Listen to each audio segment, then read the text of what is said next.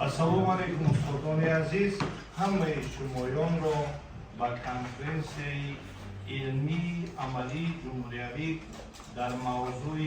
نقش صنعت کنونی در پیشرفت استحصالات بخشیده به سالهای رشد صنعت سالهای 2022-2026 و 20 سالهای آموزش و رشد فنهای طبیعت شناسی، دقیق و ریاضی در ساحه علم و معارف خیر مقدم می‌گوییم و با اجازت شما کنفرانس امروز را شاهده اعلام می‌نماییم.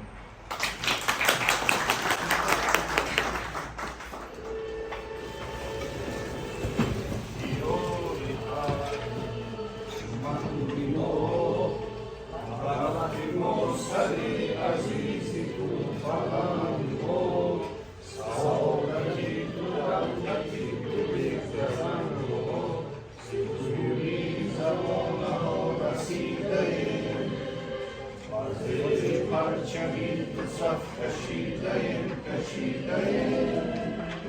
زنده باش ای وطن تاجیکستان آزادی برای ما بلند ما تو از امید رفتگان ما نشانه‌ای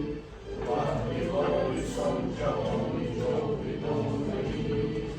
زمان نمیرسد به نوبهاری تو که مزرعی وفا بود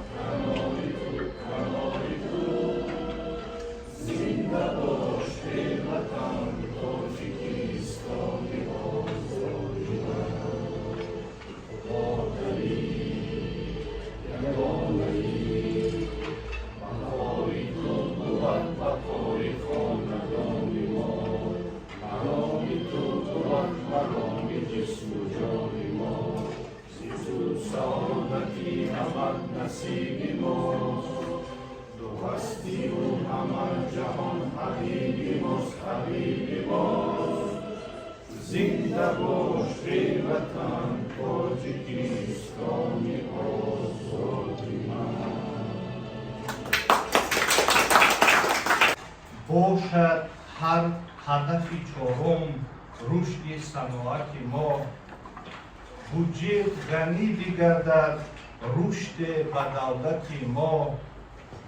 برق و گاز و نفت را بین انگشت و فلزات هم خوراکه و گازواره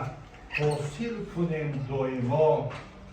هر رشد و نموی ما بنیاد پیشوا باشد هر هدفی که داریم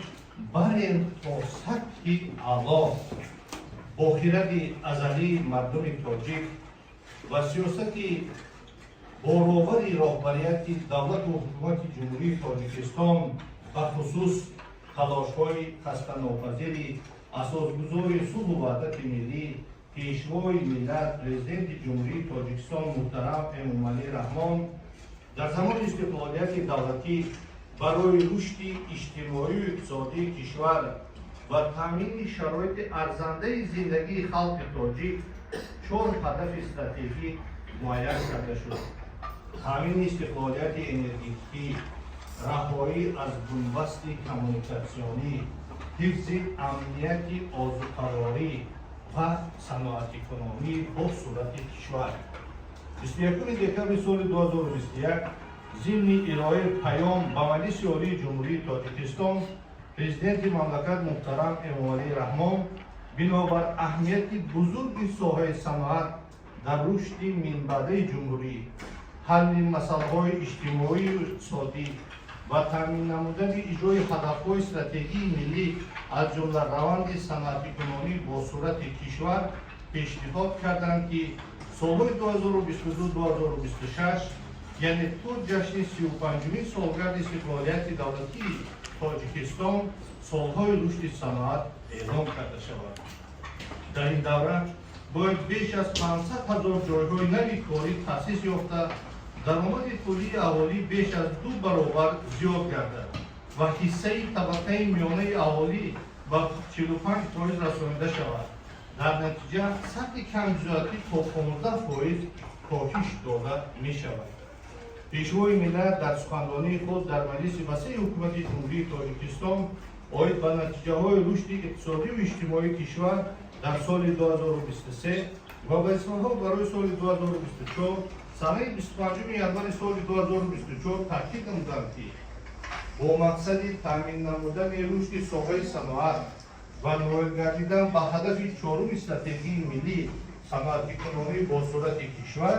дар соли 2023 дар қаламрави мамлакат 729 корхонаи нави саноатӣ ба истифода дода шудааст.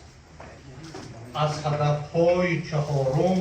бо саноат кишвари мо пушт ба ҳоли ибтикору ихтиёри сарвари мо умки ислоҳи заминро нафту газ ангишту металл шукри ҳар як неъмате ки мерасад аз бовари мо. агар ба солҳои аввали истиқлолияти давлатӣ рӯ орем, соли 1991 дар мамлакат ҳамагӣ 358 корхонаи саноатӣ бо 33 000 ҷойи корӣ фаъолият дошт. пас дар замони истиқлолият беш аз 3 000 корхонаҳои саноатӣ бо 54 000 ҷойи корӣ сохта ба истифода дода шудаанд. дар асоси қонуни ҷумҳурии тоҷикистон дар бораи сиёсати давлатӣ дар соҳаи саноат аз 30 майи соли 2017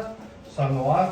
соҳаи иқтисодиёти миллӣ мебошад ки ба рушди қувваҳои истеҳсолкунанда таъсири ҳалкунанда мерасонад. мақсади сиёсати давлатӣ дар соҳаи саноат инҳо мебошад: рушди босубот ва инноватсионии саноат, афзунгардонӣ ва таъмини рақобатпазирии иқтисодиёти миллӣ дар асоси он ҳал намудани вазифаҳои иҷтимоии давлат, таъмини амнияти миллӣ, гузариши иқтисодиёти кишвар аз шакли тавлидкунандаи ашёи хом ба истеҳсолкунандаи маҳсулоти ниҳоӣ, мусоидат ба шуғли аҳолӣ, ташкили ҷойҳои нави корӣ, афзун намудани иқтидори содиротии кишвар, ташаккул ва рушди чораҳои дастгирии субъектҳои фаъолият дар соҳаи саноат, навсозии инфраструктураи саноатӣ, ташаккули соҳаҳои нави саноат, истеҳсоли маҳсулоти рақобатпазири саноатӣ ва рушди паркҳои технологӣ ва паркҳои саноатӣ мебошад. соҳаи саноат дар иқтисодиёти ҳар як кишвар нақши муҳим дорад, зеро рушди саноат баҳри таъмини иқтидори иқтисодӣ ва равандҳои такрористеҳсоли он, фароҳамсозии вазъи устувори иҷтимоӣ, ҳамчунин баландбардоштани сатҳу сифати зиндагии аҳолӣ нақши калидӣ мебозад. дар соҳаи саноати ҷумҳурӣ барномаҳои зиёди рушд амалӣ гардида истодаанд ки ҳадафи асосии онҳо навсозии корхонаҳои пешину бунёди корхонаҳои нав, татбиқи технологияҳои инноватсионӣ дар истеҳсолот, роҳандозии истеҳсоли маҳсулоти нав, таъсиси ҷойҳои нави корӣ, тақвияти истеҳсоли маҳсулоти рақобатпазири воридотиҳоскунанда ва зиёд намудани ҳаҷми истеҳсоли маҳсулоти содиротӣ буда, барои гузариши иқтисодиёти кишвар аз иқтисоди аграрӣ-саноатӣ ба индустриалии аграрӣ ва истеҳсоли маҳсулоти тайёри ниҳоӣ замина мегузорад. захираи имкониятҳои тоҷикистон барои рушди истеҳсоли молу маҳсулоти баландсифати саноатӣ, афзоиш додани содирот ва пайдо кардани мавқеи сазовор дар бозори ҷаҳонии молу хизматрасонӣ зиёд аст. аз ин лиҳоз ворид намудан ба истифодаи васеъи технологияи муосири инноватсионӣ, баландбардоштани сатҳи касбияти мутахассисон, соҳибкорон ва қобилияти идорагунии кадҳо, ҷорӣ намудани усулҳои муосири менеҷменти сифат ва омодасозии кадҳои баландихтисос омилҳои асосии ноил шудан ба ин ҳадафҳо ба ҳисоб мераванд. иқдоми саноатикунонии мамлакат ки бо ташаббуси пешвои миллат муҳтарам эмомалии раҳмон пеш гирифта шудааст, ба таври назаррас дар амал татбиқ мешавад. аз ин рӯ ба хотири дар оянда пеш бурдани фаъолияти ин корхонаҳо ва вусъат бахшидан ба соҳаи саноат мутахассисони донишманду соҳибкасби муҳандисию техникӣ заруранд. дар факултети технологияи донишгоҳи давлатии омӯзгории тоҷикистон ба номи Садриддин Айнӣ ихтисосҳои технология соҳибкорӣ, технология омӯзгор муҳандис, дизайни маҳсулоти дӯзандагӣ, таълими касбӣ агромуҳандис, технологияи